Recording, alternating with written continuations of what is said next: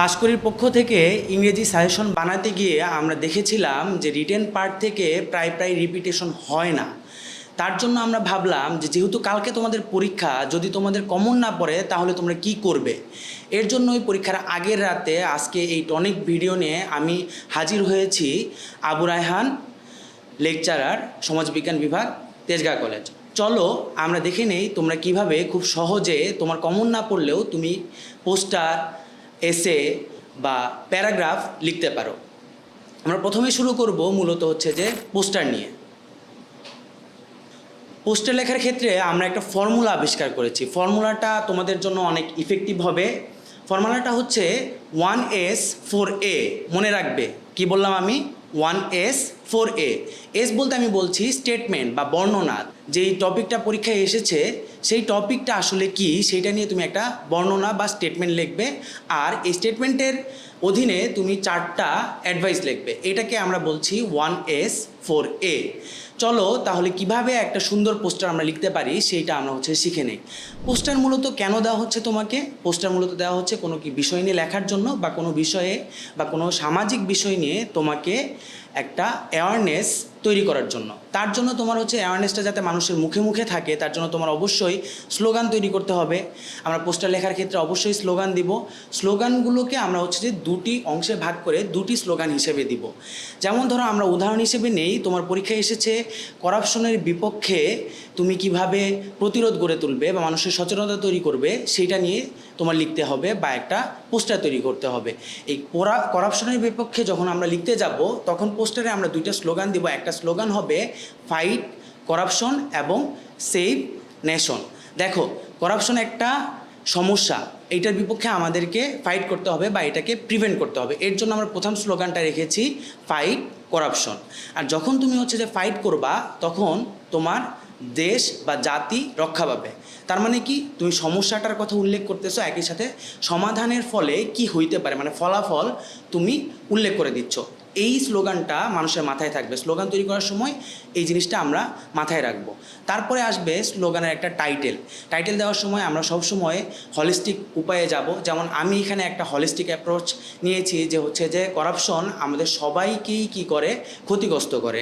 ঠিক তোমরাও এইভাবে একটা লাইন দিয়ে জাস্ট সাবজেক্ট, ভার্ব আর এক্সটেনশন দিয়ে একটা সুন্দর টাইটেল তৈরি করে ফেলতে পারো। এই যে টাইটেলের সাথে তুমি লিঙ্ক করে একটা স্টেটমেন্ট দিবে যে এই করাপশনের জন্য আসলে সমাজে কি হচ্ছে, করাপশনের ফলে আমরা অনেক বেশি ক্ষতিগ্রস্ত হচ্ছি, সেইটাকে আমি হচ্ছে যে আরেকটু অন্য ভাষায় মানে প্যারাফ্রেজ করে লিখলাম। এখন এই যে আমার স্টেটমেন্টটা আছে, এই স্টেটমেন্টটাকে আমি কিভাবে প্রিভেন্ট করতে পারি তার জন্য আমি হচ্ছে যে 4টা অ্যাডভাইস দিয়েছি। এই 4টা অ্যাডভাইসের ক্ষেত্রে দেখো আমি একটা সুন্দর টেকনিক ব্যবহার করেছি। আমি যখন করাপশনকে রোধ করার চেষ্টা করব, যখন উপদেশ দিব তখন সেটা আমার নিজেকে উপদেশ দেওয়া লাগবে, আমার তোমাকে উপদেশ দেওয়া লাগবে এবং আমার সমগ্র সমাজকে উপদেশ দেওয়া লাগবে। আমি সেই জিনিসটাই 3টা অ্যাডভাইসের ভিতরে এনেছি। No corruption from me, no corruption from you, no corruption from them, মানে তোমার ফুল সোসাইটি। দেখো খুব ইজিভাবে 3টা বাক্য দিয়ে আমি আমার 3টা অ্যাডভাইস শেষ করতে পারলাম।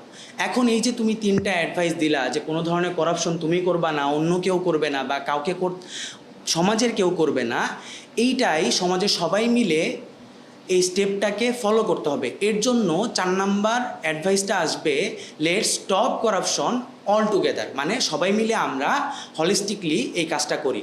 তার মানে দেখো আমি এই জায়গায় কী করলাম, আমি আমার হচ্ছে স্টেটমেন্টটা তৈরি করলাম, তার অধীনে আমি হচ্ছে যে 3টা না বোধক অ্যাডভাইস দিলাম। আর এই 3টা না বোধক আমি কীভাবে এই অ্যাকশনটা নিতে পারবো, আমরা সবাই মিলে নিতে পারবো, সেটা আমি উল্লেখ করলাম। এখন এই যে আমি পোস্টারটা লিখলাম, এই পোস্টারটা তো কোনো একটা অর্গানাইজেশন বা কোনো একটা টিমের মধ্য থেকে যেতে হবে, যার জন্যই আমরা হচ্ছে তোমার বলতেছি যে তোমার এই পোস্টারের লাস্টের অংশে তোমার হচ্ছে লিখে দেওয়া লাগবে আসলে এই পোস্টারটা কারা বানিয়েছে। এই ক্ষেত্রে তুমি একটা সহজ টেকনিক ব্যবহার করতে পারো। সেটি হচ্ছে, যেহেতু এটা করাপশন আমার প্রিভেন্ট করা লাগবে, তার জন্য আমি অ্যান্টি করাপশন শব্দটা আনবো। তার আগে বাংলাদেশ আর একটা অর্গানাইজেশন যেহেতু টিম হিসেবে কাজ করে তাদেরকে আমরা টিম বলতে পারি, তার জন্য আমি টিম শব্দটা আনবো। এই 4টা শব্দ আমরা যখন যুক্ত করে দিচ্ছি তখন সেটা হয়ে যাচ্ছে বিডি অ্যান্টি করাপশন টিম। এই বিডি অ্যান্টি করাপশন টিম মূলত হচ্ছে যে তোমার অথেন্টিক্যালি কাজ করে কার জন্য, তোমার হচ্ছে যে এই করাপশনকে রক্ষা করার জন্য বা প্রতিরোধ করার জন্য, করাপশন প্রতিরোধ করার জন্য। তার জন্যই আমরা হচ্ছে যে তোমার এই টিমের একটা টিম আমরা বানিয়ে তার নামটা হচ্ছে দিয়ে দিলাম। এখন এই যে আমি তোমাদেরকে টেকনিক দেখাইলাম, টেকনিকের ক্ষেত্রে আমি slogan 1, slogan 2, title, statement, advice 1, advice 2 এই জিনিসগুলা ফর্মুলা আকারে তোমাকে দেখিয়েছি। তুমি তো এইভাবে পরীক্ষায় লিখবে না, পরীক্ষায় তুমি কিভাবে লিখবে সেইটারই একটা ডেমো আমরা পরের স্লাইডে দেখব। দেখো আমি হচ্ছে যে তোমাদেরকে যে স্লোগান 1 শব্দটা লিখেছিলাম সেটা আমি কেটে দিয়েছি, স্লোগান 2 যে শব্দটা লিখেছিলাম সেটা আমি কেটে দিয়েছি, করাপশন যে শব্দটা, করাপশন হার্মস অল মানে আমার টাইটেল যে তার আগে যে টাইটেল শব্দটা ছিল সেটা আমি কেটে দিয়েছি। মানে আমি তোমাদেরকে যে টেকনিকগুলো দিয়েছিলাম টেকনিকের মেইন শব্দগুলো আমরা বাদ দিয়ে দিব, তাছাড়া আমার যে মেইন লেখাটা সেটা আমি লিখব। এবং অবশ্যই এই লেখাগুলো একটা বক্সের ভিতরে রাখা লাগবে। যেমন দেখো আমি একটা বক্সের ভিতরে আমার ফুল লেখাটা লিখেছি। এইটাই হচ্ছে যে আমাদের একটা প্রপার পোস্টার। এরপরে আমরা হচ্ছে যে শিখব কিভাবে তোমার যদি কমন না পড়ে তাহলে তুমি কিভাবে একটা প্যারাগ্রাফ লিখবে আর এসে লিখবে। এটা শেখার আগে আমার তো আগে জানা লাগবে আসলে প্যারাগ্রাফ কি আর এসে কি। আমি আমার স্টুডেন্টদের থেকে এই প্রশ্নটা অনেক সময়ই পাই যে স্যার আসলে প্যারাগ্রাফটা কি আর এসেটা কি। তোমরা ইন্টারমিডিয়েটে হয়তো অনেকে এসে লিখেছো, অনেকে প্যারাগ্রাফ লিখেছো, হয়তো বা অনেকের এই জিনিসগুলা মনেই নেই। আমি এর জন্য আবার বলে দিচ্ছি, প্যারাগ্রাফ মূলত হচ্ছে যে তোমার এক প্যারায় লেখা ছোট এসে যেই জায়গায় তুমি কোনো একটা বিষয়ে একটু বর্ণনামূলক লিখবে, অন্তত 2 পেজ। আর এসেটা হচ্ছে ওই প্যারাগ্রাফেরই একটা আপডেটেড ভার্সন বা একটা বড় ভার্সন, যেটা তুমি কমপক্ষে 7 থেকে 8 পেজ লিখবে। আর এই জায়গায় লেখাটা হবে প্রত্যেকটা প্যারা বেসড। মনে রাখবে প্যারাগ্রাফে কোনো প্যারা হবে না, কিন্তু এসেতে কি হবে, এসেতে অবশ্যই প্যারা হবে। চলো এখন আমার যদি কমন না পড়ে তাহলে আমি কোন শর্টকাট উপায়ে আসলে হচ্ছে যে প্যারাগ্রাফ বা এসে লিখতে পারি। দুইটার জন্যই কিন্তু আসলে সেম ফর্মুলা। আমাদেরকে কি করা লাগবে, আমাদেরকে মূলত 60টা প্রশ্ন করা লাগবে। এই 60টা প্রশ্ন কোথায় করব, তোমার টপিকের উপরে তুমি হচ্ছে যে 60টা প্রশ্ন করবে। হোয়াট মানে কি, তারপরে তুমি প্রশ্ন করবে কোথায়, তোমার টপিকটাকেই তুমি প্রশ্ন করবে। তারপরে প্রশ্ন করবে হোয়েন, তারপরে প্রশ্ন করবে তুমি হু, তারপরে প্রশ্ন করবে তুমি হোম, তারপরে তুমি প্রশ্ন করবে হুইচ, তারপরে হোয়াই এবং লাস্টে তুমি প্রশ্ন করবে হাউ। মূলত আমি যেটা বোঝানোর চেষ্টা করছি সেই জিনিসটা একটু খেয়াল করার চেষ্টা করো। তোমার যে টপিকটা থাকবে মানে তোমাকে যে জিনিসটা নিয়ে প্যারাগ্রাফ লিখতে বলা হবে, তুমি সেই প্যারাগ্রাফের জিনিসটাকে তুমি হচ্ছে যে 60টা প্রশ্ন করবে। এখন একটা ইম্পর্টেন্ট কথা বলি, তোমাকে কিন্তু অবশ্যই পরীক্ষার খাতায় তুমি চাইলেই তোমাকে লুজ শিট দেওয়া হয়। তোমার যে এক্সটার্নাল থাকে তাকে তুমি যদি চাও যে স্যার আমাকে একটা লুজ শিট দেন, তাহলে সে তোমাকে দিবে। তুমি লুজ শিটটা নিয়ে প্রথমে কি করবা, লুজ শিটে তোমার যে টপিকটা আছে সেই টপিকটাকে এই 60টা প্রশ্ন করবা। চলো আমরা দেখি যে আমরা আসলে কিভাবে প্রশ্ন করব এবং কিভাবে সেটা লুজ শিটের মাধ্যমে আমরা হচ্ছে যে প্রশ্নগুলোকে সংরক্ষণ করব। দেখো প্রথম প্রশ্নটা আমি বলেছিলাম কি হোয়াট মানে হচ্ছে কি। মূলত আমার যে টপিকটা আছে সেই টপিকটাকে আমি হচ্ছে যে প্রশ্ন করব হোয়াট। আমি এখানে উদাহরণ হিসেবে এনেছি, দেখো গ্লোবালাইজেশন। মানে আমি গ্লোবালাইজেশন নিয়ে আমাকে একটা প্যারাগ্রাফ লিখতে বলা হয়েছে বা একটা এসে লিখতে বলা হয়েছে। তখন আমি কি করব, তোমার গ্লোবালাইজেশনটাকে প্রশ্ন করব যে গ্লোবালাইজেশন আসলে কি, গ্লোবালাইজেশন কি, এই ব্যাপারটা নিয়ে তোমার অল্প বিস্তর ধারণা আছে। দেখো তোমাকে এমন রকেট সায়েন্স নিয়ে তোমাকে কোনো প্রশ্ন করা হবে না বা প্যারাগ্রাফ তোমার রকেট সায়েন্স নিয়ে দেওয়া হবে না যেটার মানে তুমি জানো না। তোমাকে অবশ্যই খুবই ইজি তোমার আশেপাশের টপিক থেকেই তোমাকে হচ্ছে যে প্যারাগ্রাফ বা এসে লিখতে দেওয়া হবে। তাহলে তুমি জানো গ্লোবালাইজেশন কি, ওই গ্লোবালাইজেশন কি এটাই তুমি লিখে রাখো। তারপরে যদি তোমার গ্লোবালাইজেশনের কোনো সংজ্ঞা জানা থাকে তাহলে তুমি সেটা লিখে রাখো। এবং যদি গ্লোবালাইজেশনটা আসলে গ্লোবালাইজেশন নেচারটা কী বা তার প্রকৃতিটা কী সেটা সম্পর্কে যদি তুমি হালকা বিস্তর জানো, তাহলে এগুলা ওই হোয়াট প্রশ্নের আন্ডারে তুমি হচ্ছে যে লিখে রাখো। তুমি যদি এই জায়গায় কোনো একটা জিনিস না পারো, মানে মিনিং না জানো বা ডেফিনেশন না জানো বা নেচার না জানো, তুমি লিখো না, এটা সমস্যা নাই। কিন্তু তুমি যাই জানো এই হোয়াট প্রশ্নের আন্ডারে মানে গ্লোবালাইজেশন কী এটার ব্যাপারে তুমি যা জানো তাই লিখে রাখো। তারপরে আসবে তোমার হচ্ছে যে হোয়ার। দেখো গ্লোবালাইজেশনটা আসলে কই ঘটে, আমি কিভাবে প্রশ্ন করতেছি সেই জিনিসটা তোমরা বোঝার চেষ্টা করো। আমি গ্লোবালাইজেশন কোথায় সেইটা প্রশ্ন করব না, আমি প্রশ্ন করব কি গ্লোবালাইজেশনটা কোথায় ঘটে, কোন এরিয়াতে ঘটে এবং এইটা কোন কোন জায়গাকে ইফেক্ট করে। মানে গ্লোবালাইজেশনের সাথে যত ধরনের স্থান রিলেটেড শব্দ আছে বা প্রশ্ন আছে তুমি গ্লোবালাইজেশনকে করো আর তার উত্তরগুলো তুমি হচ্ছে নোট করে রাখো। তারপরে আসবে হচ্ছে যে হোয়েন, মানে সময়। এই যে গ্লোবালাইজেশনের সাথে, গ্লোবালাইজেশন কবে শুরু হয়েছিল, গ্লোবালাইজেশন হচ্ছে যে কখন অনেক বেশি এক্সপেন্ড করলো, গ্লোবালাইজেশনের কি কোনো হিস্ট্রিক্যাল ব্যাকগ্রাউন্ড আছে নাকি, এই জিনিসগুলো নিয়ে তুমি হচ্ছে যে প্রশ্ন করো এবং এই প্রশ্নের উত্তরগুলো তোমার অবশ্যই জানা আছে, তুমি সেগুলো লিখে রাখো। আমি বলতেছি জাস্ট এগুলো তুমি রাফ করে রাখবে। তারপরের প্রশ্নে আমরা যাব, হু মানে এই গ্লোবালাইজেশনের সাথে কারা যুক্ত আছে।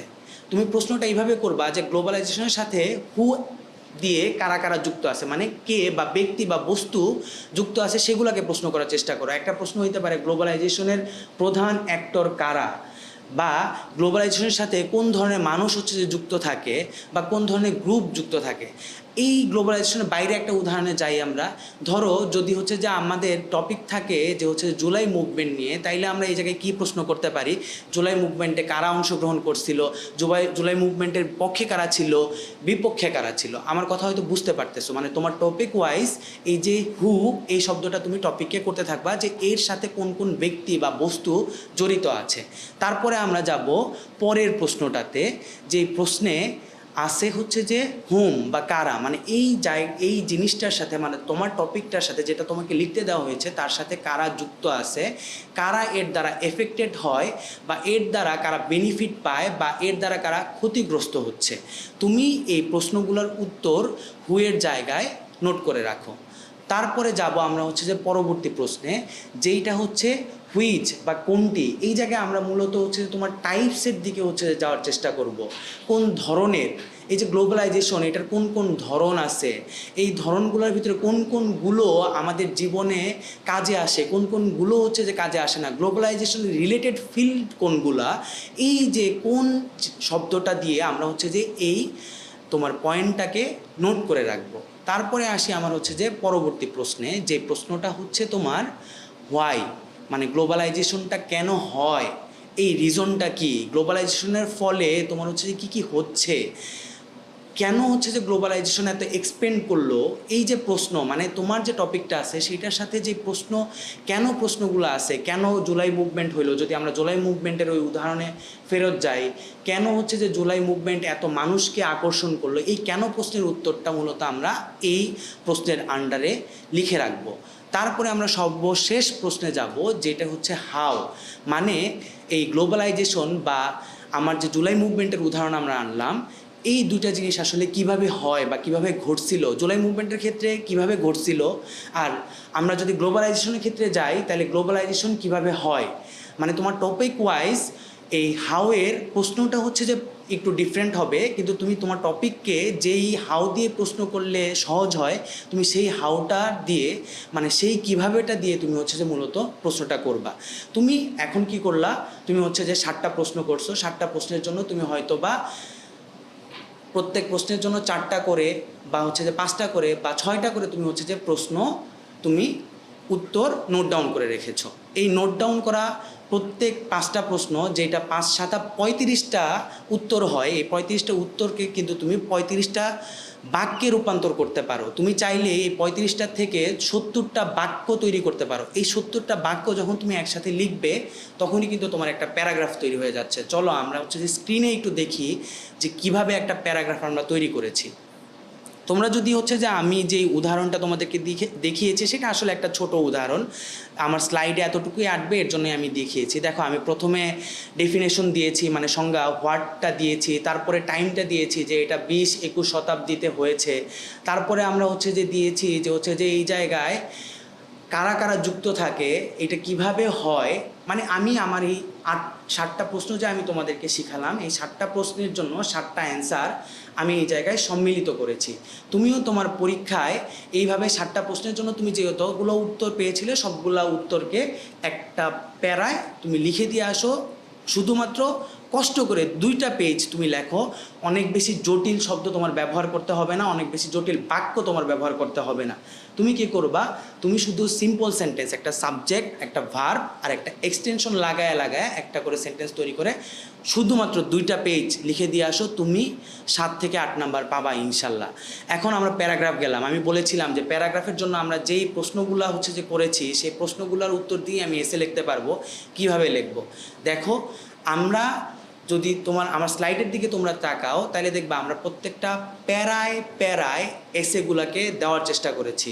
আসলে প্যারাগ্রাফ আর এসের পার্থক্য এই জায়গায়, আমরা প্যারাগ্রাফেই যা লিখেছিলাম সেটাকে এক্সটেন্ড যখন করব, প্রত্যেকটা জিনিসকে যখন আলাদা আলাদা প্যারায় লিখবো, একটু বেশি বড় করে লিখবো, 7-8 পেজ লিখবো, তখন সেটা এসে হয়ে যাবে।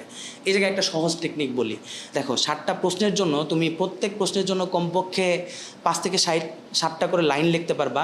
এই 5 থেকে 7টা লাইনকেই তুমি একটা প্যারা হিসেবে লেখো। যখন 5 থেকে 7টা লাইনকে তুমি একটা প্যারা করে লিখবে, তখনই তোমার এটা 7 থেকে 8 পেজের একটা স্ট্রাকচারে রূপান্তরিত হবে। আর এই স্ট্রাকচারটাকেই কিন্তু আমরা মূলত বলি কি এসে।